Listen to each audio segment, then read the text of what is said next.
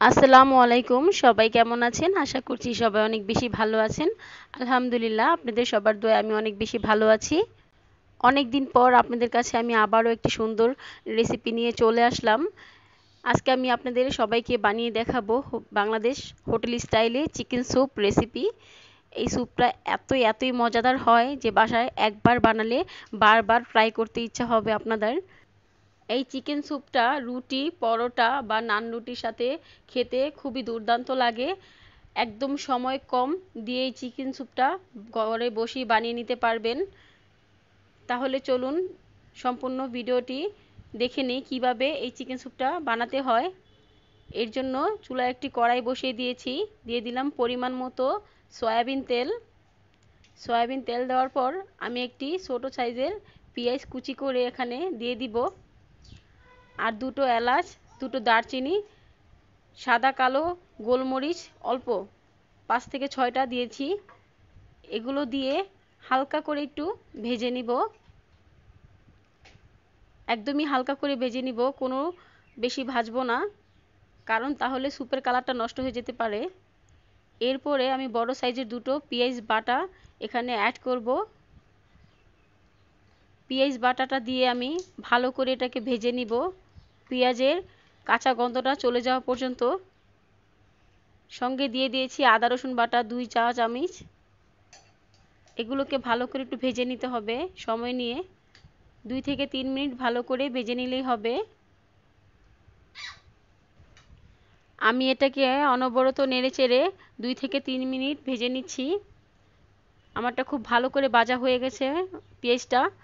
এবার এখানে দিয়ে দিব ভাজা জিরার ফাঁকি 1 চা চামচের মতো, দিয়ে দিব ধনিয়া ফাঁকি, এটাও 1 চা চামচের মতো দিয়ে দিলাম। দিয়ে আবার ওটাকে ভেজে নিতে হবে কিছুক্ষণ নেড়েচেড়ে। তারপর দিয়ে দিব টক দই।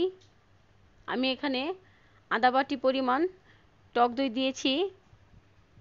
টক দইটা দিয়ে অনবরত নেড়েচেড়ে মিশিয়ে নিতে হবে। এই যে আমি খুব সুন্দর করে মিশিয়ে নিয়েছি। এবার এটাকে ভালো মতো কষিয়ে নিতে হবে।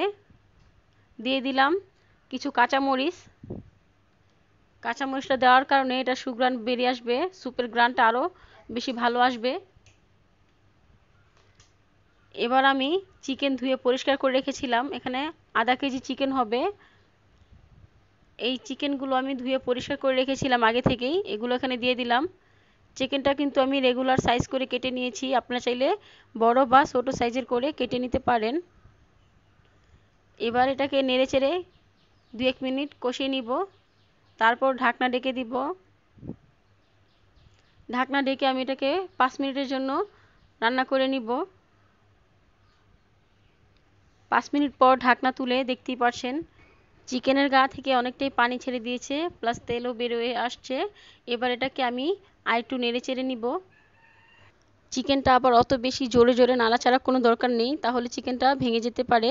দেখুন আমি সামনে থেকে দেখিয়ে দিচ্ছি, চিকেনের পিসগুলো কিন্তু এরকম আস্তে আস্তে থাকতে হবে, তাহলেই স্যুপটা দেখতে সুন্দর লাগবে। এখন আমি এখানে দুটো পাউরুটি 1 কাপ দুধের সাথে ভিজিয়ে রেখেছিলাম, তারপর এটাকে ব্লেন্ডার করে নিয়েছি। এটা দিয়ে দিলাম, পাউরুটি আর দুধের মিশ্রণটা আমি এখানে দিয়ে দিচ্ছি। মেজারমেন্ট কাপের 1 কাপ হয়েছে, এটা দিয়ে দিয়েছি। এখন বাটিটা একটু ধুয়ে পানি দিয়ে দিব, হাফ কাপ আরও এরকম পানি অ্যাড করব আমি এখানে।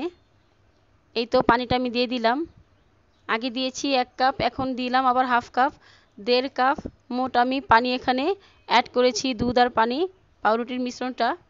এবার ঢাকনা ঢেকে দিব 10 মিনিটের জন্য। 10 মিনিট পর ঢাকনা তুলে নিব। চুলার আঁচটা কিন্তু আমি মিডিয়াম টু লো হিটে করে রেখেছিলাম। এই পর্যায়ে চিকেনটা কিন্তু পুরোপুরি সিদ্ধ হয়ে গেছে, কিন্তু আমি এই স্যুপের ঝোলটা আরেকটু শুকাবো, তাহলে খেতে ভালো লাগবে। এখন ঢাকনা ঢেকে দিয়েছিলাম, তারপর এটাকে আমি আরও 5 মিনিট রান্না করে নিয়েছিলাম। এখন দেখুন একদম পারফেক্ট আছে চিকেন স্যুপটা। এখন আমি এখানে একটু গ্রানের জন্য ঘি অ্যাড করব। আপনারা যে কোনো ব্র্যান্ডের ঘি অ্যাড করতে পারেন, দিতে পারেন। আমি 1 চা চামচ ঘি দিয়ে দিলাম। দিয়ে একটু চামচ দিয়ে নেড়ে চেড়ে হালকাভাবে তারপরে আবারও ঢাকনা ঢেকে দিব। একদম মিডিয়াম আঁচে 5 মিনিটের জন্য বসিয়ে রাখবো জাস্ট। তারপর এটাকে আবার ঢাকনা তুলে নিব। ঢাকনা তুলে আবার চেক করব যেটা ঠিকঠাক আছে কিনা। একদম ঠিকঠাক আছে। আমার চিকেন স্যুপটা ফাইনালি একদম রান্না রেডি হয়ে গেছে। দেখুন খুব সুন্দর কিন্তু হয়েছে চিকেন স্যুপটা। মাংসটাও পারফেক্টভাবে সিদ্ধ হয়ে গেছে। এবার আমি এটাকে পরিবেশন করে নিব। এই তো ফাইনালি আমার চিকেন স্যুপ রান্না রেডি। চিকেন স্যুপটা খেতে কিন্তু খুবই মজাদার হয়েছে। বাসায় একবার হলো ট্রাই করবেন। আশা করছি আমার ভিডিওটি আপনাদের সবার ভালো লেগেছে। ভিডিওটি ভালো লাগলে একটি লাইক দিয়ে সম্পূর্ণ ভিডিওটি দেখে যাবেন। আর আমার চ্যানেলে নতুন হলে চ্যানেলটি সাবস্ক্রাইব করে পাশে থাকা বেল আইকনটিতে প্রেস করে রাখবেন। ভিডিওটি ভালো লাগলে ফ্রেন্ডস অ্যান্ড ফ্যামিলির সাথে বেশি শেয়ার করে দিবেন। আপনাদের সাপোর্টটা আমার খুবই দরকার। বেশি সাপোর্ট করবেন, তাহলে আমি এরকম ভালো ভিডিও আপনাদের কাছে নিয়ে আসতে পারবো। আজকে এই পর্যন্তই রইল। আগামী কোনো রেসিপিতে আবারও আপনাদের সাথে দেখা হবে। সবাই সুস্থ থাকবেন, ভালো থাকবেন। আল্লাহ হাফেজ।